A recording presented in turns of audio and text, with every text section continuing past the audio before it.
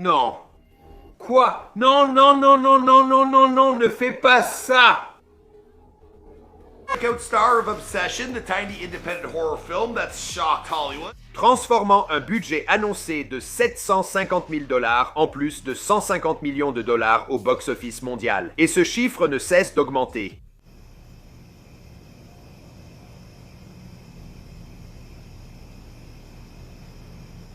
Je suis ta Nikki flippante. Avant que le public du monde entier ne devienne obsédé par son interprétation de Nikki, un personnage aussi troublant, émouvant et inoubliable au point que beaucoup comparent déjà sa performance à celle de Mia Goth dans Pearl. Tu penses toujours que je suis jolie? Et avant qu'une enfant de militaire qui a fréquenté 11 écoles différentes avant l'âge de 15 ans ne se retrouve soudainement citée parmi les jeunes stars les plus prometteuses d'Hollywood. Salut, je m'appelle Andy, je suis l'acteur.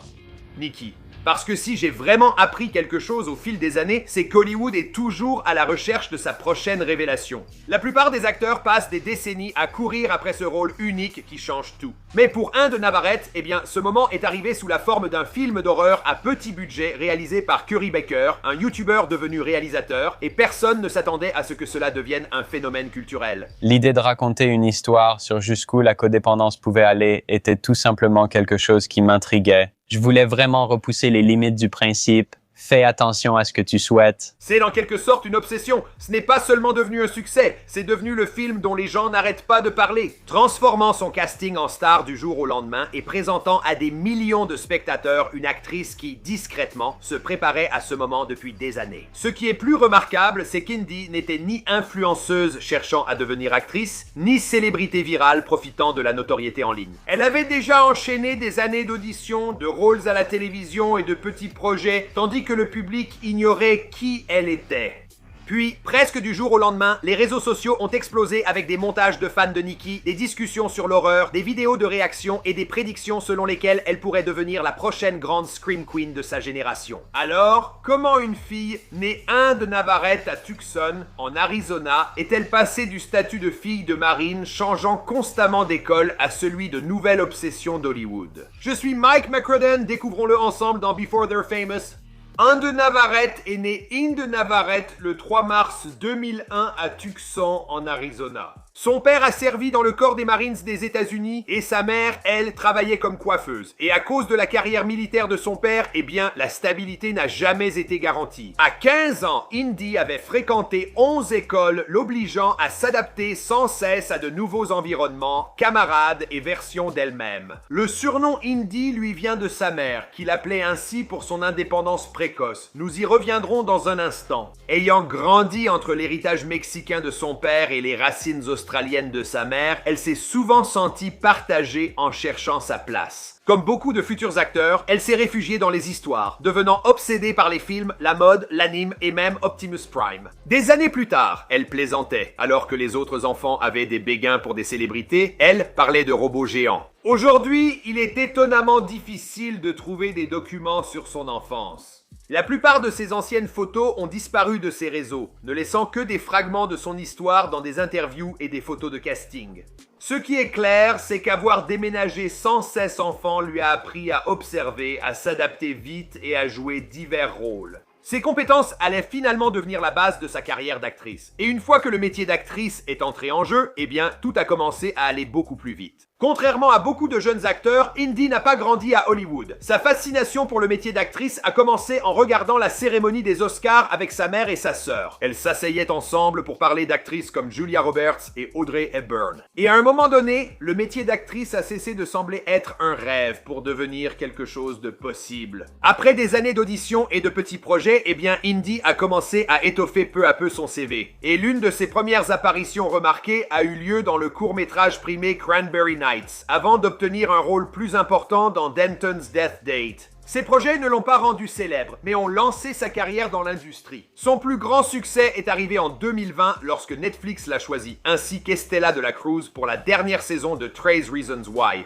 Soudain, elle figurait dans l'une des plus grandes séries mondiales et touchait un public bien plus large qu'auparavant. Cette dynamique s'est poursuivie lorsqu'elle a été choisie pour incarner Sarah Cushing dans Superman et Lois pendant 4 saisons et près de 50 épisodes. Indy est désormais connue de millions de téléspectateurs, s'est discrètement créé des fans fidèles et a économisé un peu d'argent. Le plus drôle, c'est que malgré son CV impressionnant, elle restait peu connue du grand public. La plupart reconnaissent le personnage avant l'actrice. En 2025, Indy, qui vous savez se tourne désormais vers des rôles indépendants, avait accompli ce que beaucoup de jeunes acteurs passent toute leur carrière à essayer de faire. Elle travaillait régulièrement, gagnait des fans et des rôles dans de grands studios, mais il lui manquait encore le rôle qui changerait la vision d'Hollywood sur elle. Cette opportunité est alors arrivée d'une source inattendue, le YouTuber ou créateur de contenu Curry Barker. Barker avait déjà construit une communauté en ligne avant de réussir sa transition vers le cinéma d'horreur avec des projets comme Milk and Cereal. Pour son prochain film, Obsession, il voulait quelqu'un qui apporte une vraie humanité à un rôle pouvant vite devenir un cliché du genre horrifique. Au départ, Barker voyait Nikki comme une fille d'à côté classique, mais lors des auditions, Indy a donné une toute autre dimension au personnage. Barker a dit plus tard qu'elle avait insufflé une énergie sarcastique et confiante, presque comme un mec, transformant aussitôt la dynamique du film. Au lieu de ressembler à un intérêt amoureux fantasmé, eh bien, Nikki donnait soudain l'impression d'être une personne réelle. Pour se préparer au rôle, Indy a étudié les performances de Toni Collette dans Hérédité et de Mia Goth dans Pearl. Son objectif n'était pas de rendre Nikki effrayante. Son objectif était de rendre Nikki compréhensible, même lorsque le personnage devenait obsessionnel, violent et terrifiant. Indy voulait que le public comprenne la douleur qui se cachait sous l'horreur. Cette approche est finalement devenue l'arme secrète de tout le film. Bien qu'Obsession ait été présenté comme un film d'horreur, le public s'est connecté à Nikki à un niveau émotionnel beaucoup plus profond. Soudain, les gens ne parlaient plus seulement des moments effrayants. Ils évoquaient la performance d'Anne Navarrete, puis un événement inattendu est survenu.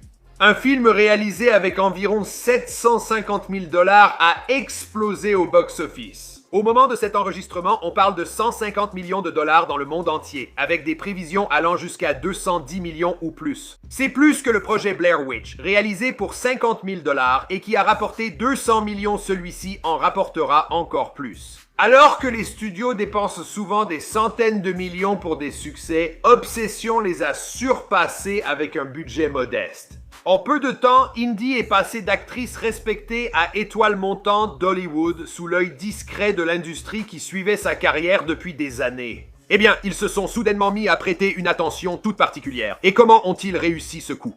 Après avoir rassemblé une grande communauté en ligne, le film s'est propagé sur les réseaux sociaux. Des extraits de la transformation de Nikki ont commencé à circuler sur TikTok, Instagram, YouTube Shorts et des pages de fans d'horreur. La performance n'a pas trouvé d'écho parce que le public, lui, ne voyait qu'un personnage possédé. Il voyait quelqu'un perdre lentement le contrôle de son identité en luttant pour rester fidèle à lui-même. Et je pense qu'avec le Covid et les réseaux sociaux, beaucoup de jeunes pouvaient s'y reconnaître. Peut-être que la partie la plus impressionnante du succès du film, c'est à quel point il a touché les jeunes. Les fans d'horreur cherchèrent des frissons, mais beaucoup ont discuté des thèmes émotionnels après la séance. Questions de confiance, manipulation, consentement, obsession et relations font désormais partie intégrante du débat. Soudainement, Nikki n'était plus juste un personnage d'horreur, mais l'une des performances les plus discutées de l'année. Elle pourrait même décrocher un prix.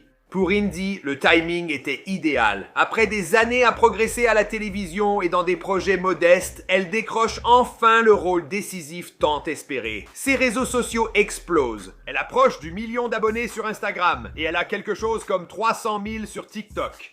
Les fans militent pour qu'elle joue Violette Sorengel dans l'adaptation de First Wing par Amazon. Aujourd'hui, Indy occupe une position rare pour une jeune actrice. Elle a de la crédibilité grâce à son travail à la télévision. Elle a une performance remarquable au cinéma et elle a de l'élan. La question n'est pas de savoir si elle sait jouer. La vraie question c'est, qu'est-ce qu'elle veut faire ensuite ? Probablement une suite, pas elle, mais elle veut sûrement s'enrichir grâce à une suite, puis passer à autre chose. Je ne sais pas. Bon les gars, je vais conclure ici. Avez-vous vu Obsession ? Dites-le en commentaire. Je ne l'ai pas vu, mais je l'ai vu exploser sur mon fil d'actualité. Merci d'avoir regardé. Je suis Michael Crédit, à bientôt pour une prochaine vidéo. I know they waiting on me. I know they waiting on me. The world is waiting on me. The world is waiting on me. Yeah, I know they waiting on me. I see them waiting on me. The world is waiting on me.